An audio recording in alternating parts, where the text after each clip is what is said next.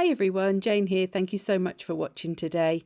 Today I'm going to be creating a mixed media art journal page with lots and lots of texture that has been inspired by lots of our sort of autumnal walks lately in particularly woodland. So it's got a bit of a woodland theme going to it eventually, although that wasn't quite how I started.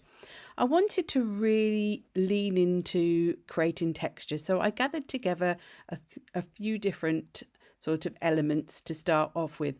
Now I'm using a mixture of different mediums to stick my products down, and I'm choosing my medium based on what I'm sticking down. So to start with, I'm using washi tape. Now washi tape is self-adhesive, but it is made to be able to be removed because it's more of a sort of a temporary tape rather than a permanent one.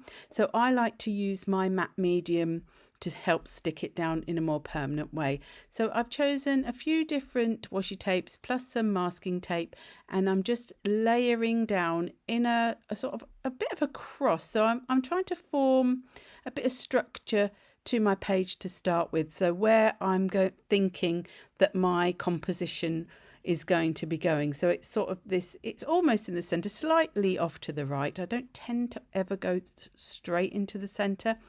And because these tapes are very thin, you can get away with lots of layering up. I tear some, I don't tear others, and I'm just layering them until I'm happy with how they look. Now, once I had enough of the tape down, I wanted to add some different sort of textures in. Now, the cheesecloth or gauze is another thing you can use.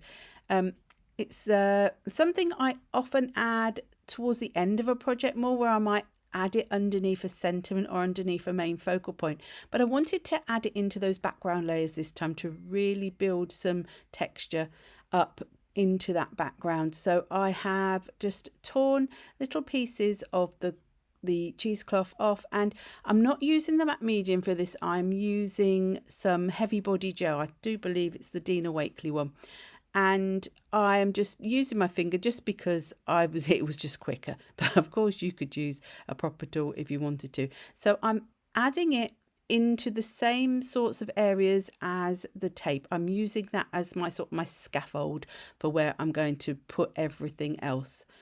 So sometimes I might sort of veer off that a bit more. This project I sort of did stick more to where it was. Now I knew that I had quite a lot of matte medium down, and I was going to be using some water sort of reactive products once this had all dried. So I put some white gesso over the top. This is the Pretty Gets Gritty one. I will list all the products I've used in the description box below.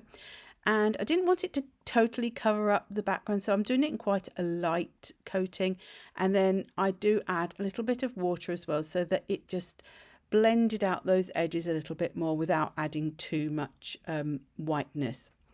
I then wanted to add another sort of texture because that was my aim for this page. I really just wanted to explore how much texture I could get onto the page, and how I could build all those different sorts of layers and textures together. So this is Crackle paste. This is the Decoart Crackle paste. I've had it quite a long time. It's starting to stiffen up quite a bit. I do really need to use it because, like all of these sorts of mediums, they do have a shelf life and you do need to use them. So I left it totally overnight to dry so that all the crackle could form nicely and everything would be nice and dry, because I wanted to add on some of these explosion powders from Pretty Gets Gritty. So I'm going with Mars and also Leonidas.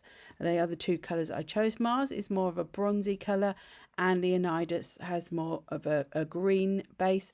These explosion powders are pigment powders, plus they do also have mica powder in them as well, so they do give that bit of shine. So I spritz with water first before I added the powder on, and this is to make sure that they have something to cling to so that they're not going to fly all over the place, and then I spritz them afterwards as well. And by having that water down as a base, it means that like I said, they stay in place. I did dry it with my heat tool, and I was just a bit careful around where the crackle paste and where the cheesecloth was, just to make sure I didn't sort of melt it or bubble it in any way. I'm coming in now with a little bit of Gilding wax from Finnabair. This one is a Firebird. I do believe it is a metallic wax, and I wanted to sort of stick with the bronzy sort of tones that were in that main part. At this point I was feeling it very much reminded me of the trees, with the sort of all that texture being the wood and the bark of the trees, and then we had that bit of green which could be the foliage as well. And so I was really now going to lean into that sort of idea.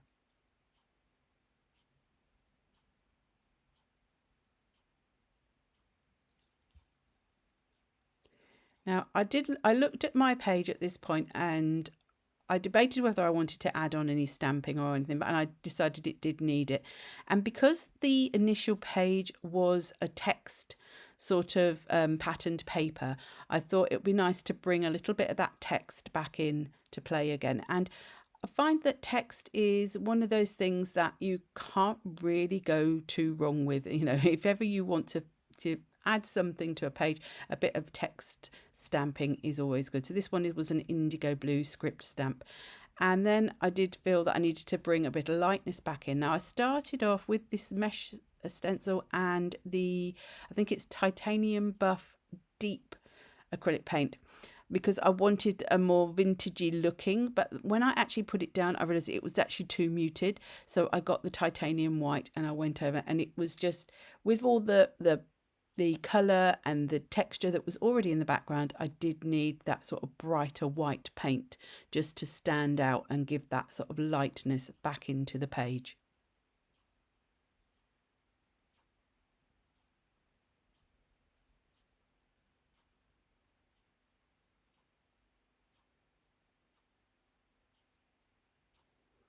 This was where I got to, and this was when I decided I now needed to develop my focal point.